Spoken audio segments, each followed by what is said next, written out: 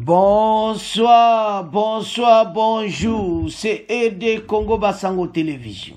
Comme toujours avant de commencer notre émission, nous disons merci à Dieu.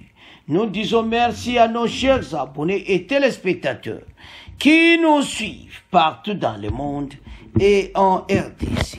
Bande Konanga, soyez les bienvenus. À la une, chers téléspectateurs, Boyoka Bandeko, l'armée rwandaise M23 a indiqué qu'elle n'est pas concernée par les cantonnements. Bandeko makambo eza minene. To tango to tala biloko aboye. Ozomona kuna bazobongisa ba réunion bango ba lobby ke biso toza concerné te na cantonnement. Donc o baloba ke si yindi bandeko. Toke na o malembe. Eza kindenge nini. Ce vendredi, à sa qualité de félicitateur de paix de Nairobi, la communauté de l'Afrique de l'EAC, l'ancien président kenyan, Uhuru Kenyatta, a présidé vendredi à Nairobi une réunion consultative avec diverses parties prenantes sur les questions de cantonnement des rebelles de M23 dans la province du Nord Kivu à l'est de la RDC. Devant les délégués des partis concernés, Uhuru Kenyatta a rappelé que le cantonnement est un aspect sensible du processus de rétablissement de la paix, qui nécessite la transparence, une consultation ouverte et un dialogue avec les parties prenantes. L'aspect cantonnement présente un défi sensible et urgent. Alors que baomo ba M23 kuna kutu bazati. Bazoyi ba or na bango ti un jour kaka to ko attaquer baona makasi ba bendani. Nous devons nous assurer que toutes les parties correctement consultées et parviennent à un accord, étape cruciale. Il est l'établissement des lignes de dialogue, de consultation ouvertes et indirectes avec les groupes armés que nous visions à cantonner, a dit le félicitateur les propos rapportés par son cabinet. Uhuru Kenyatta na Nairobi asalaki réunion. Lutundo la kendeki, batu musu bazalaki, basololi. La délégation paye ba 123 batu maontu pe bazalaki.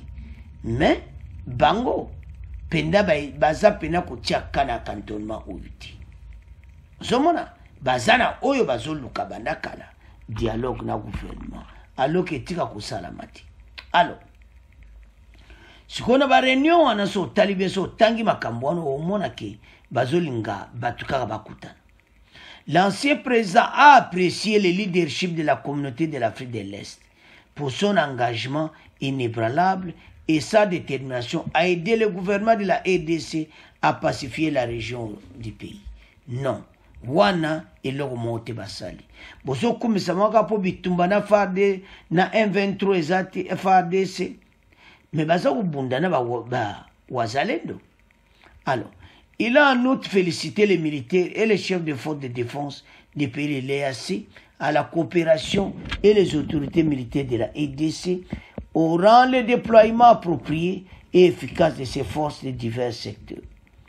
Ajoute la source précitée, les facilitateurs a appelé à tous les parties prenantes à travailler ensemble pour achever le processus de cantonnement. Awa makamba cantonnement tokaki vendredi. Notant qu'il préparera le terrain pour les activités ultérieures dans le cadre de désarmement, démobilisation, rapatriement, réintégration, réinstallation. PDDC nécessaire à l'avenir. Boyoka Siko, Oezana Rougeouane. La rébellion du M23 récemment indiqué dans un communiqué qu'elle n'est pas concernée par le cantonnement. Bango sola masolo bazoyiba ba orna bona bakolta bango kuna. Au nom du gouvernement de la RDC, le vice-ministre des Affaires étrangères a rassuré l'engagement du gouvernement dans le processus de paix. Cette réunion importante, en présence des représentants des États membres de l'EAC, de la mission des Nations Unies, de la conférence sur les Grands Lacs, des organisations internationales et des membres des corps diplomatiques, visait à aider les parties prenantes à planifier, organiser et parvenir à un consensus sur la façon dont l'un des précieux objectifs de la paix de Nairobi-Luanda, notamment la cessation ordonnée rapide des hostilités, impliquant le retrait des groupes armés de leur position avancée vers emplacement de désigner et le cantonnement et désarmement systématique. Alors, bandeko to tangi wana, et ce bateau va au cantonnement, on ne sait pas. Est-ce que ndenge balobi wana, bozomona teki ezana ngokaka masolo kaka. Donc, bazawana cantonnement na mutuna bango ezati. Oezana mutuna mweza mikolo to yiba ba or ti mokolo pe ba baye biso so ba ko bengana biso parce ne bazana ba yebi ke bazokende. Ba kwa ko résister de ba force wana nyonso sur place. Parce que pour le moment, CEAC, SADC, tout va s'engager. Maintenant, les va telema, tout va lobby par la force, bengana, RDF 123. Effectivement. Alors, si on a ndenge makambo ezokende, bandeko, soko landi, biso penato se préparer.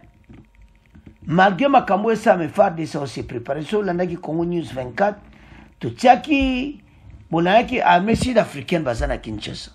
Bazo bongama na biso, masolo pena ko bongama armée ensemble. Alors, donc ba force autant ko sangana SADC tout ça, ba ko mengana bato na makasi po bato wa ke canton mati. Et ko suka ga ba ko kanga ba moko ou bien mwisa ya sasa parce que pour le moment bazaka ko yiba ba kolta bandeko bobo samno balkanisation. Uganda na Rwanda bazana feti ya bazo yiba ba or na ba koltan. Donc eza situation moko soko tali olobi mawa mboka pena baza ko yiba.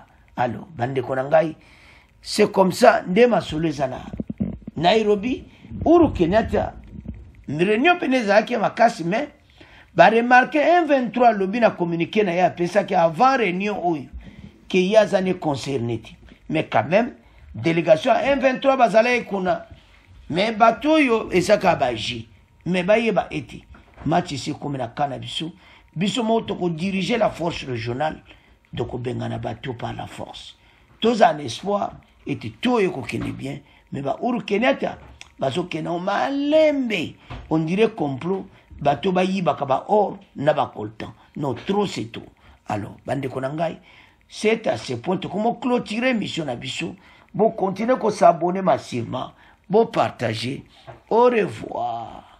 À la prochaine.